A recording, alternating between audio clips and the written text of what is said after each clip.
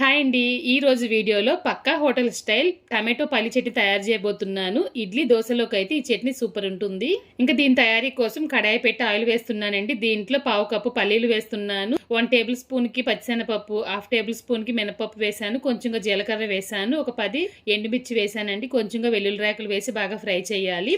ఎండుమిర్చి నేను Kashmir red chilli వాడాను. వేపిన తర్వాత ఒక ప్లేట్ లోకి తీసేస్తున్నాను. ఇదే ఆయిల్ లో ఒక ఉల్లిపాయ ఈ విధంగా కట్ చేసి బాగా ఫ్రై చేయాలండి. ఉల్లిపాయ వేగిన తర్వాత మాత్రమే టమాటో ముక్కలు వేయాలి. ఒక 4 మీడియం సైజ్ టమాటోలు వేసాను. తర్వాత కొంచెంగా చింతపండు వేసాను. కొంచెంగా ఉప్పు వేసాను.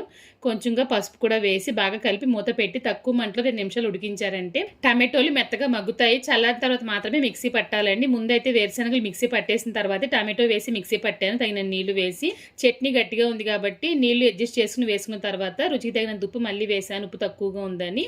ఇప్పుడు దీంట్లో పోపు వేయాలండి. ఆవాలు, జీలకర్ర, మినపప్పు, పచ్చిశనగపప్పు, ఎండుమిర్చి, కరివేపాకు పోపు వేసి ఇందులో నేరుగా వేసేసాను. అంతేనండి, ఎంతో టేస్టీగా ఉండే పక్కా హోటల్ స్టైల్ పల్లి టమాటో చట్నీ తయారైపోయింది. మీరు ఒకసారి ట్రై చేసి చూడండి.